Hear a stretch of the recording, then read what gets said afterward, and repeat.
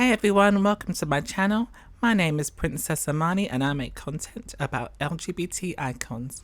This video will explore the stories of the black cast members from the documentary The Queen, 1968. This includes Marlow La Fantastique, Emory, and Nicole and Crystal LaBeija. If you are able to, and no pressure at all, YouTube has added the ability to tip us creators. If you're feeling generous and have the means, please feel free to tip me via the super thanks button. This will help me to continue to do this work. I've also recently launched memberships on this channel. You can support me for less than £1 a month and this will help me to continue my work on this channel. Membership perks include exclusive photo and status updates, early access to new videos and member-only videos too. I'm also thinking of creating a Discord. Thus, I would like to do some Discord watch parties where we could watch Pose and other LGBT shows and documentaries together. Now, without further ado, let's get into it. The Queen is a 1968 documentary that depicts the experiences of drag queens participating in the 1967 Miss All-America Camp Beauty Contest held at New York City's Town Hall. The film was one of the first of its kind to focus solely on drag queens and transgender women, and would pave the way for RuPaul's Drag Race, Paris is Burning, Pose FX, HBO's Legendary, and the viral YouTube channel Aftermath. Flawless Sabrina, a pioneering New York drag queen, was the mistress of ceremonies for the ball. The competition awarded drag queens a maximum of 5 points each for the categories walk, talk, bathing suit, gown, makeup and hairdo, and 10 points for beauty. The competition boasted a star-studded panel of judges including Andy Warhol, Larry Rivers, and Terry Southern. A brief history of ballroom. The drag balls of Harlem can be traced back to the late 1800s when African-American fraternal organizations started hosting masquerade ball fundraisers. Although originally organized by heterosexual men, the events created an opportunity for members of the queer community to appear publicly in drag, an activity that was not only taboo, but also illegal. In 1869, for the Hamilton Lodge's 25th anniversary, their first annual masquerade and civic ball was held at the Rockland Palace Banquet Ball and Casino in Harlem. This is the first recorded ball in Harlem where men dressed as women, and is believed to be the first drag ball in the United States. With the Harlem Renaissance of the 1920s, the balls became more closely associated with the queer community. Although it was still illegal to dress in clothes of the opposite sex, drag queens were said to walk around rather openly. By the early 1960s, drag ball culture had begun to fragment along racial lines. Although balls such as the one held at Rockland Palace boasted a remarkably even mix of black and white participants, with the dance floor also integrated, black queens were expected to whiten up their faces if they wanted to have a chance of winning the contests. It wasn't until 1936, 69 years after the first ball, with an attendance of 8,000 spectators, that a black contestant took home the top prize for the first time. So black queens started to stage their own events, with Marcel Christian staging what might well have been the first black ball in 1962. Marlo La Fantastique. Marlo La Fantastique appeared as Miss Chicago in The Queen. She was born in 1932 in Chicago, Illinois, in the historical neighborhood now called Bronzeville. She got her start performing in her Baptist church choir and was also a featured teen dancer on the Chicago TV show Bandstand Matinee with Jim Lounsbury as a host. She was introduced to drag balls and gay clubs by a family friend and would soon go on to win grand prizes at Halloween balls in Chicago. It's important to note that Halloween was sort of a safe day for trans women and drag queens during this time, as they could cross-dress without fear of being arrested under the guise of wearing a Halloween costume. As attitudes became more conservative, opportunities for drag queens, or travesties as they were called at the time, soon dried up. Marlo heard that there were more opportunities in New York, and in 1962 she landed in New York City. Marlo met Crystal LaBeija in her first year in the city. Crystal was outside a brownstone near Western Avenue, chopping it up with the Latino drag queens, known as the Delightful Ladies. Marlo says that Crystal looked her up and down like she was trash, but Marlo knew she didn't mean it, and she laughed it right off. Marlo and Crystal would soon become good friends, often meeting up at Crystal's place in Manhattan, where she lived at 3rd Central Park West. Marlo would go on to get a job at the Cafe Bazaar in New York, and soon started to win several balls in the city, winning paid prizes for most of her wins. Marlo would also go on to model in several transgender publications of the time. One of Marlo's favourite achievements from this time was her time in the Jewel Box Review at the Apollo Theatre in Harlem. The show was called 25 Men and 1 Girl. The audience would have to guess who was the cisgender woman, and would always guess that Marlo was the cisgender woman. However, Stormé DeLavery was the cisgender woman in this show, and the two soon became great friends. Stormé was an American woman known as a butch lesbian, whose scuffle with police was, according to DeLavery and many eyewitnesses, the spark that ignited the Stonewall Uprising. This would lead to the gay rights revolution. Marlo was also an early LaBeija and can be seen as a runner-up alongside Crystal in The Queen.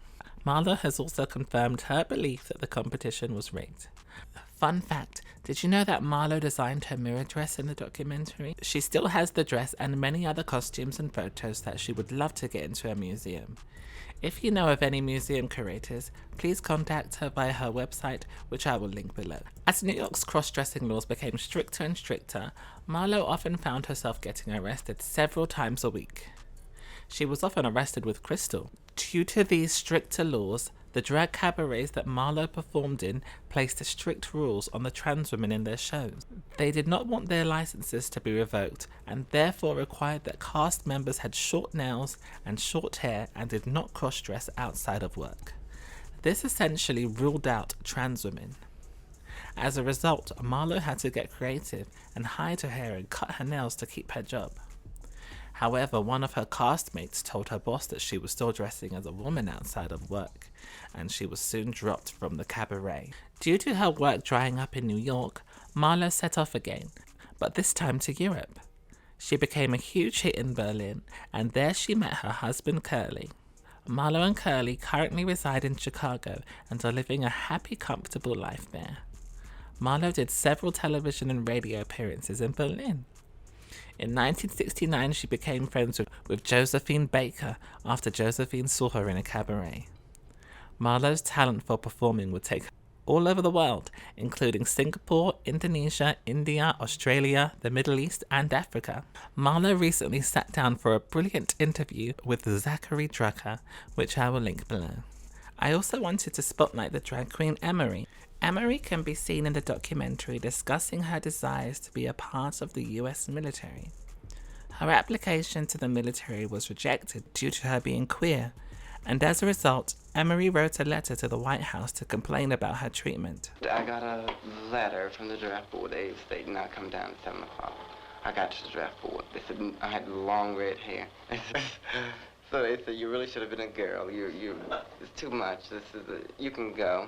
We can't use you. I said, thank you. And I left. That was it. I went to Atlantic City, went back home, and I wrote a long letter to the president stating I wanted to go into the Army. I wanted to go not because I was a homosexual, because there were men there. I wanted to help protect our country. Simple as that. So I got a letter back and stated that they understood and they couldn't have me in the Army as of yet. Maybe one day they'll see things right and I could get in. Emory is often mistaken for Pepe LaBeija. However, I can clarify that she and Pepe LaBeija, despite sounding and looking alike, are two completely different people. According to Marlo, Emory went on to find success as a drag queen in Las Vegas. Not much else is known about her life beyond this, however. If you knew Emory, please leave a comment below. I'd love to know more about her story and if she's still with us today.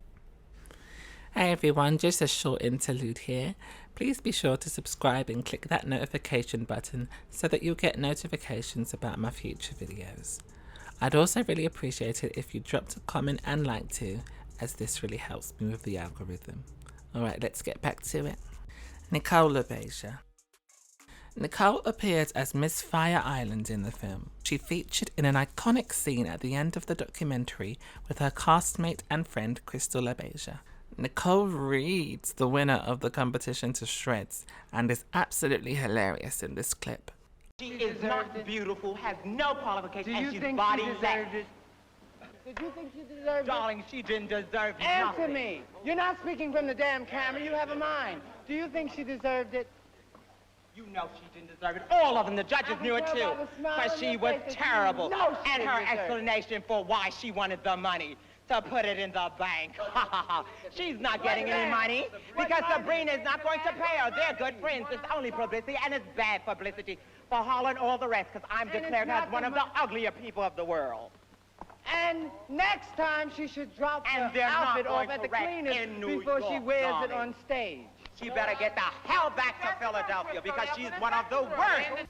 I wish that Nicole was talked about and celebrated more, which is why I've dedicated this section of the video to her. Nicole was a trans woman from New York who was close friends with Crystal LaBeija and Marlow La Fantastique. Marlo has told me that Nicole was a tourist, fashionable and beautiful, drew men in easily, and was also a devoted friend. She was also an excellent seamstress with a wicked sense of humour and would impersonate Judy Garland in pageants and cabarets. Nicole often went from living as a trans woman to living as a man again. The last time she detransitioned was after marrying a German woman she met in a lesbian club. She even removed her hip and breast implants during the marriage. Unfortunately, the marriage soon failed and Nicole went back to living her life as a trans woman again. Nicole was sadly killed in Long Island, where she was working as a spicy worker. One day whilst working, a man in a pickup truck recognized that she was a trans woman. He told her that if he saw her in the neighborhood again, he would run her over. Marlo has said that she would often warn Nicole about going to areas like this, but Nicole was stubborn and would not listen to her. Sure enough, Nicole went back to the same neighborhood. When the same man spotted her again, he ran her over with his pickup truck, unaliving her in broad daylight. Nicole's part in the film is a standout for me, and is one of my favorite moments from any queer documentary that I've seen. Nicole, we celebrate you for your contributions to our culture. In the early 1960s, before the emergence of what we now know to be ballroom, New York's drag culture was divided along racial lines. The Patty Girls, white drag queens, the La Chanels, black drag queens, and the delightful ladies, Latina drag queens. The Latina drag queens soon started to use the phrase La Bella, Spanish for the beautiful, to enhance their image. Crystal, born in the 1930s, originally competed on the Manhattan drag circuit under the name Crystal LaBeija.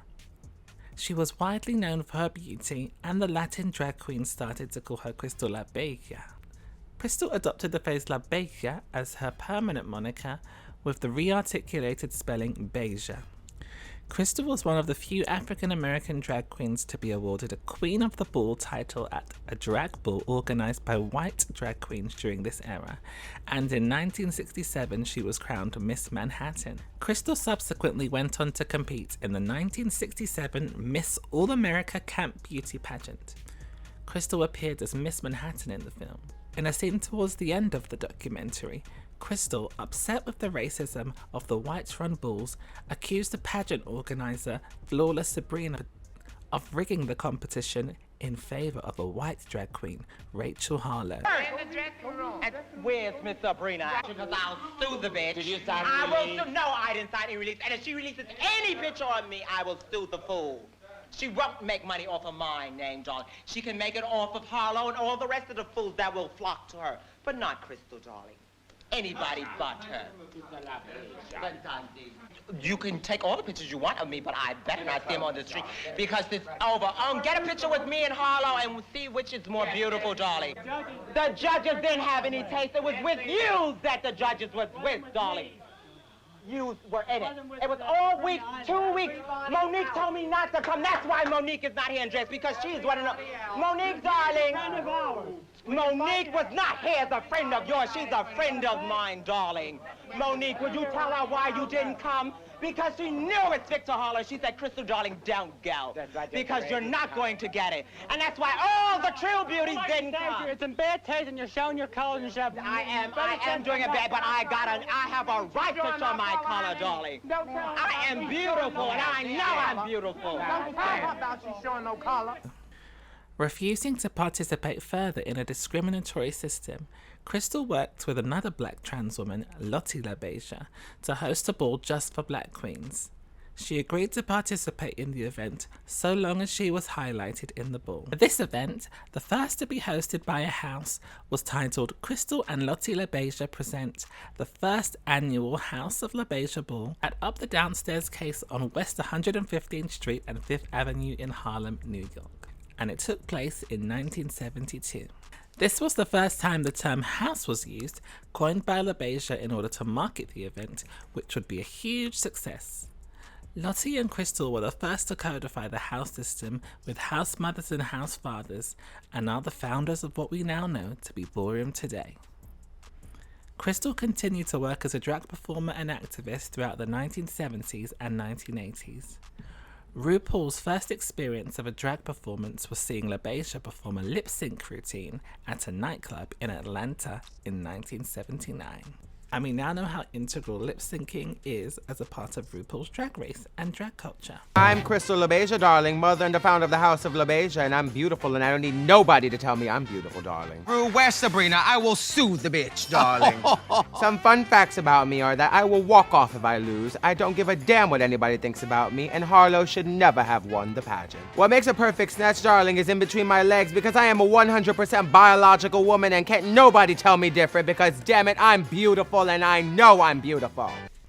Crystal would distance herself from ballroom as the years went on. The exact date of her death is still shrouded in mystery, however. In 2019, Rolling Stone reported that Crystal died of liver failure in 1982.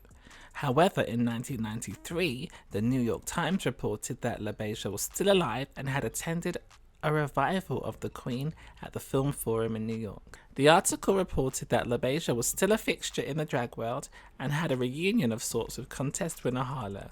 "She was very, very lovely to me," Harlow is quoted as saying. "She came up to me and kissed me and said hello. She left before the end." Some people claim that Crystal passed away before the filming of Paris is Burning began in the mid-1980s. However, many others have stated that they last saw Crystal years after the film's release. Some of those who knew her well have stated that she succumbed to drug addiction in later years, and this may have led to her death. Her castmate and close friend Marlo La Fantastique has also stated that she last saw Crystal in 1993. When did you meet Crystal LaBeija? Well, I came to New York in '62. I think I met her that very first year. Because I was living, well, like I said, on West End Avenue, and some Puerto Rican girls living down the street. They were called the Delightful Ladies, and Crystal was coming over to visit them. And I just happened to be walking by and saw all these lovely girls, and I went over to her and introduced myself. And I got to know them too, and Crystal looked me up and down like I was trash. Are you serious? That's what she does. I knew she didn't mean it. I just laughed it right off. Oh my god. Yeah, because I knew how to get along with the girls, you know. Do you remember the last time you saw Crystal? I forgot the year, but had to be in the 90s. I think it was the 90s. When I was in New York, we ran into her right by Sally's on, I think it was 6th Avenue and 42nd, or 41st. It's a place called Sally. It's across the street from Fiesta. And the girls hang out in both clubs. And that's the last time I saw Crystal. Was it Sally's Hideaway? It could have been. It's been there a long time. It's one of the older clubs. Yeah. I don't think it exists now, but then. Yeah. And they knew Crystal still. Because she got us in without we didn't have to pay. Yeah. She said, "These are my friends from Europe." And he let us in. Marlo says that Crystal helped her to get into an exclusive club in New York that day called Sally's, introducing her in her grand style to the bouncers as my friend from Europa. Marlo has also stated that Crystal's health deteriorated in later years due to a back injury she sustained after some of her rivals from the community smashed a trash can on her back. Marlo has also stated that drug use also led to the deterioration of Crystal's health in her final years. Lottie LaBeija went on to live an extremely private life away from Ballroom, though she often popped in and out of balls anonymously. She passed away recently, though details of the exact date and cause of her death are unfortunately shrouded in mystery also. Many trans women of this time went on to live lives as cisgender women in order to have a good quality of life. Lottie and Crystal often do not get their flowers, and I wanted to use this video to do that for these iconic ladies. May I say this to you? Taking the wrong way. She looked bad, and no way of what you say can do about it. Look at Harlow's outfit. That is funny. Don't bother her. Don't bother her. It's not Harlow's fault. It's not her fault. I know it's not her fault. Harlow has done. She can't help it because you're beautiful and you're young. You deserve to have the best in life, but you didn't deserve. Miss C, I don't say she's not beautiful, but she wasn't looking beautiful tonight. She doesn't equal me. Look at her makeup. It's terrible. And But look, darling. Wait a minute, did you complain to the judges? no, I didn't. I wasn't thinking really. Wait a minute. Why don't you show Look justice at, and complain look with them? at this. But they told me, Sabrina, that you had it fixed for Harlow. Everyone knew about you having it fixed for Harlow for weeks and weeks. No, we listened to...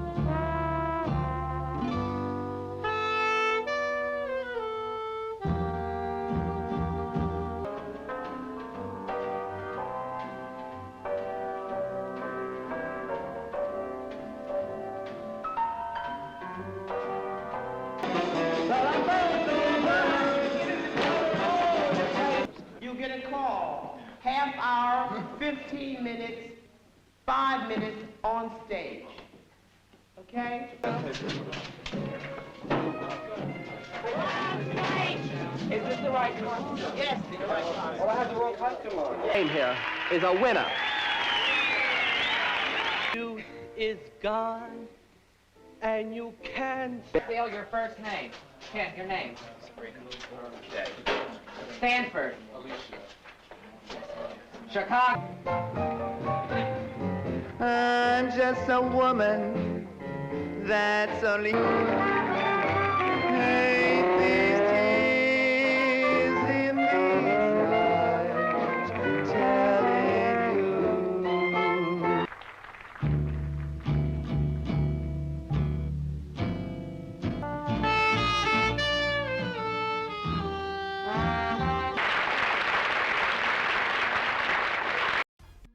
Thank you so much for watching this video. I appreciate it so much. Please let me know your thoughts in the comments and hit that like button and the notification bell too. If you really liked the video and are feeling generous, feel free to tip your girl with a super thanks or a membership. Also, what kind of content do you guys want to see from me? I've been thinking about doing some more pose content, documentaries on black trans women, and maybe showing you my transition journey. Let me know below in the comments what you think or what you'd like to see from me. See you in the next vid. Lots of love.